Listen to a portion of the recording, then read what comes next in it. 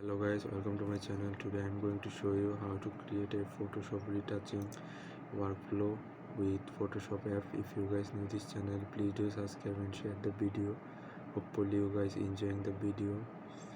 You know that Photoshop is a very good tool for everyone, beginner, freelancer, and also a good learner who can make the Photoshop with us guys. Thanks for watching. If you